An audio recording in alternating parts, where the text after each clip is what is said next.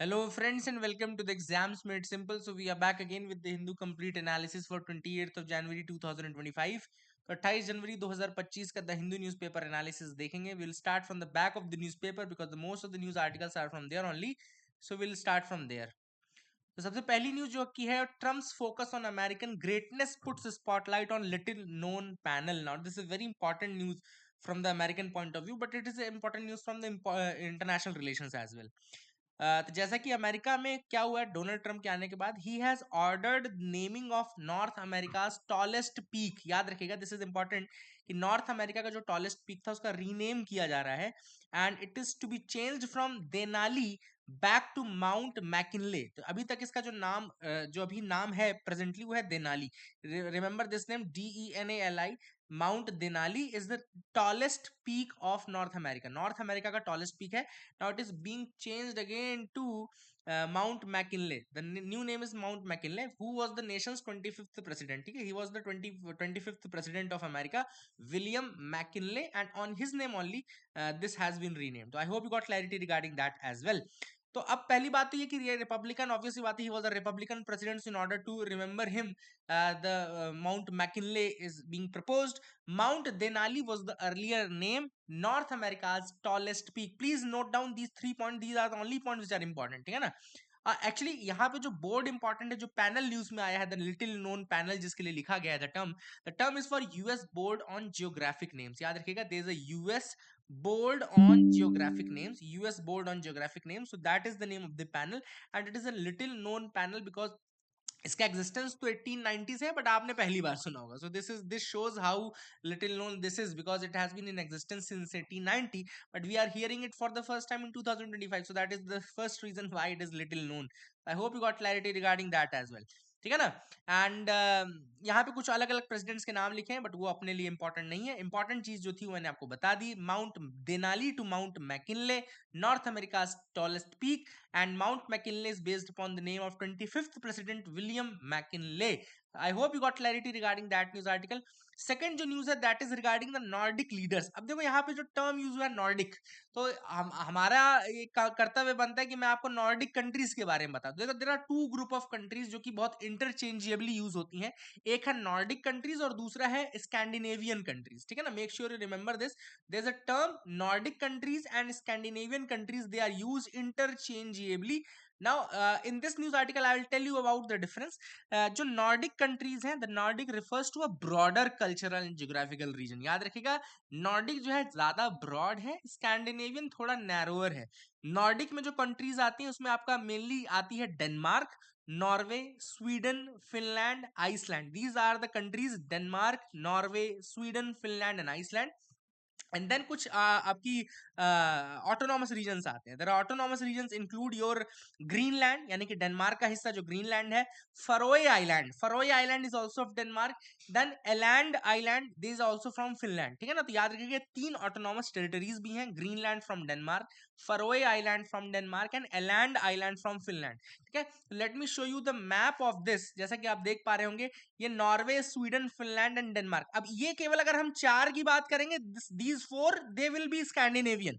ये Scandinavian highlands है, इस कारण से इनको स्कैंडिनेवियन बोलते हैं. But when we are talking about Nordic, Nordic includes Norway, Sweden, Finland, Denmark. It includes Greenland, it includes Iceland, it also includes your Faroe island, जहां पे लिखा है ना डेनमार्क फरोए आइलैंड. देन यहाँ पे एलैंड आइलैंड फिनलैंड का भी देखो लिखा हुआ है, that is also there. I hope you got clarity. And these are the things which you have to remember in this. And Greenland also belongs to Denmark, so make sure you remember these differently. है ना. Nordic versus Scandinavian. Nordic is much broader and Scandinavian is a much narrower term which you should remember. I hope you got clarity regarding that as well. So let's move ahead again. देखते हैं और क्या important news articles हैं. So let's move ahead. Now you can see here, how are everyday stove lighters able to make electric sparks. यहाँ पे जो news article है ये है लाइटर के बारे में, किस तरीके से जो इलेक्ट्रिक आपके गैस चूल्हे होते हैं वो कैसे जलते हैं. तो यहाँ पे बात चल रही पहले इलेक्ट्रिक स्पार्क की. What is a spark? तो अगर मैं इलेक्ट्रिक स्पार्क की बात करूं तो स्पार्क तो आपका नॉर्मली आग में भी हो सकता है, बट जब इलेक्ट्रिसिटी के कारण स्पार्क होता है तो व्हाट डज दैट मीन? तो spark is basically electrical charge which travels through the air between two points, मतलब कि the point A and point B, these are two distinct points, and when electron travels from one point, that is from A to B, this creates an electric charge, this creates a spark, है ना? And why this happen? ये movement क्यों होता है? Because the एक point जो होगा that will have excess of electrons and another will have less number of electrons. जैसा कि energy में होता है, the energy always transfers from the higher concentration to lower concentration. The electrons will also start their movement from the point of higher density to the point of lower density. So what, when the electron transfer will happen, it will create a movement of charge, and then charge will create a spark, and that is how we see the electric spark. I hope you got clarity regarding that. And the same thing happens in the atmosphere also. You must have seen the lightning, and you must have seen that in everyday the thunder and etc. We can see the lightning sparks there. That is also the movement of electrons only, है ना? That is also the movement of electrons. So the same principle is being used here as well. But अब यहाँ पे आप बोलेंगे sir lighter में ऐसा कैसे क्रिएट कर देता है? तो लाइटर में ऐसा क्रिएट करने के लिए पीजो इलेक्ट्रिसिटी का यूज किया जाता है. There is a material which is known as piezo electric material. Piezo electric material कैसा मटेरियल होता है? It's a material that generates electric charges when put under pressure. एक ऐसा मटेरियल जिसके ऊपर जब आप प्रेशर अप्लाई करेंगे, it will start creating electric charge, and वहीं से फिर चार्ज का मूवमेंट शुरू होता है.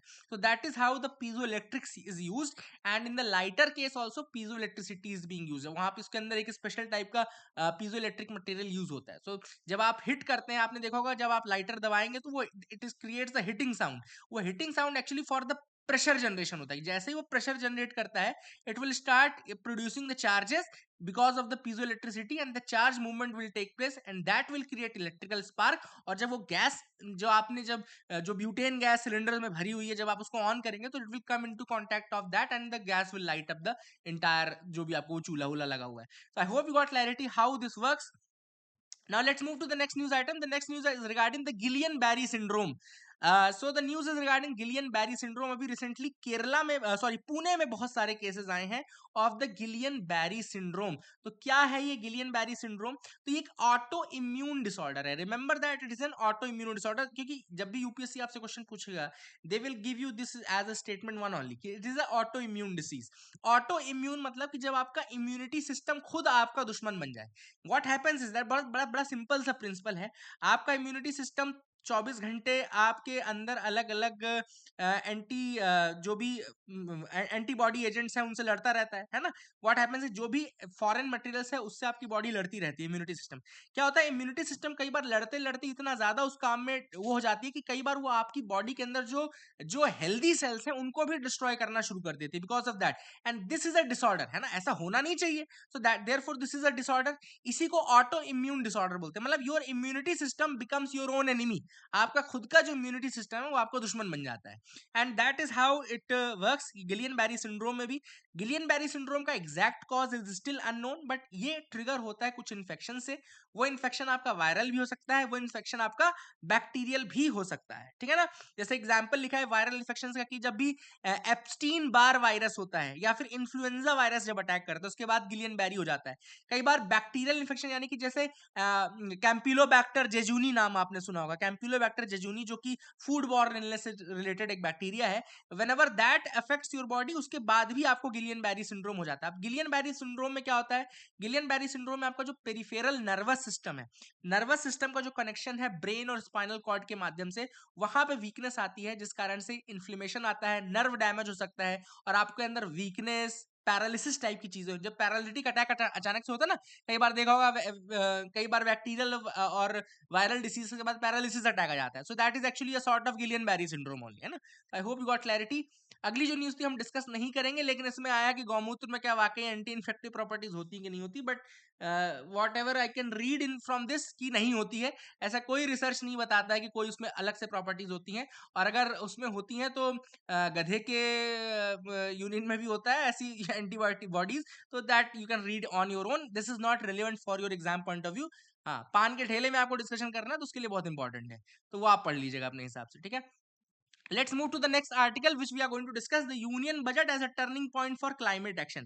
Now in this article author has said कि अभी बजट आने वाला है. है ना। आप सबको पता है कि 1 फरवरी को बजट प्रस्तुत करेंगी Nirmala Sitharaman. So now the budget of 2026 2026 के लिए जो बजट जाने वाला है 2025 से 26 की तरफ जो हम मूवमेंट करने वाले हैं, ऑथर ने कहा है now the urgency is there कि हम क्लाइमेट एक्शन के लिए कुछ करें। We should do something for the climate action. तो वही चीज यहाँ पे ऑथर ने मेंशन की है कि we need to do something for the climate action. And अभी भी जो हमारा जो एमिशन लेवल है दैट इज प्रिटी हाई। हमने जो कार्बन न्यूट्रलिटी का टारगेट रखा है दैट इज 2070 हमने रखा है, which is far beyond other countries. Net zero का टारगेट जो दूसरी कंट्रीज के हैं 2050 है ज्यादातर, बट हमने 2070 रखा है, so that is very far away, है ना। And still we are not transitioning our self from the fossil fuels to renewable energy और नॉन रिन्यूएबल और रिन्यूएबल सोर्सेज ऑफ एनर्जी, है ना।